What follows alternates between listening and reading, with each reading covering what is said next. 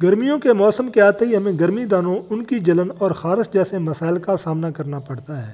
تو آئیے جانتے ہیں اس ویڈیو میں گرمی دانوں سے چھٹکارا پانے کے آسان سے طریقے۔ میں ہوں آپ کا ہوسٹ حکیم ممتاز علی مغل۔ نئے دوستوں سے درخواست ہے کہ میرے چینل کو سبسکرائب کریں تاکہ ہر ویڈیو آپ تک پہنچ سکے۔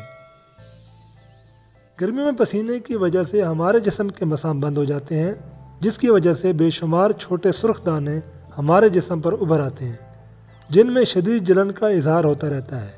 اس بے چینی کی کیفیت سے نجات حاصل کرنے کے لیے ان ٹوٹکوں پر عمل کریں۔ نسخہ نمبر 1، نیم کو پانی میں ڈال کر 5 منٹ تک ابالیں۔ ٹھنڈا ہونے پر اس پانی سے نہا لیں۔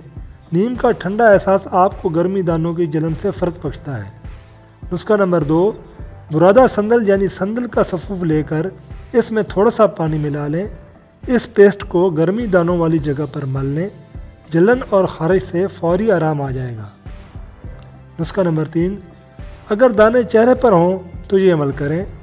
ایک کھیرا لے کر رس نکال لیں۔ اس کے رس کو چہرے پر لگا کر 15 منٹ بعد چہرہ دھو لیں۔ ہفتے میں 3 بار چہرے پر کھیرے کا رس ملنے سے آپ کو چہرے پر موجود گرمی دانوں سے نجات مل جائے گی۔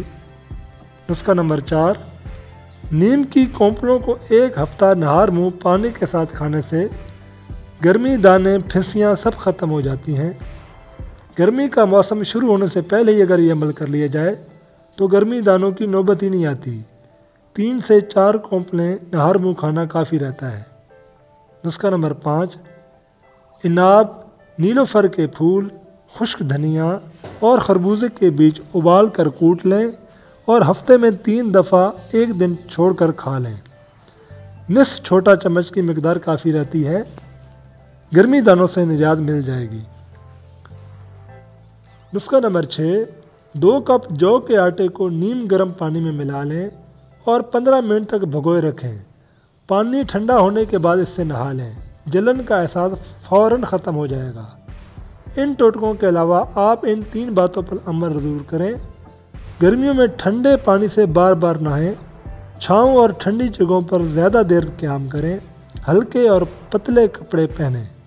اور اگر آپ حکیم ہیں تو یہ جانتے ہی ہوں گے کہ گرمی دانے غدی عضلاتی یا غدی اعصابی تحریک میں ہوتے ہیں۔ بس آپ تحریک بدل دیں، یعنی اعصابی عضلاتی کر دیں یا اعصابی غدی کر دیں تو دانے خود ہی ختم ہو جائیں گے۔ دوستو، اگر ویڈیو پسند آئے تو لائک اور شیئر کرنا مت بھولیے گا۔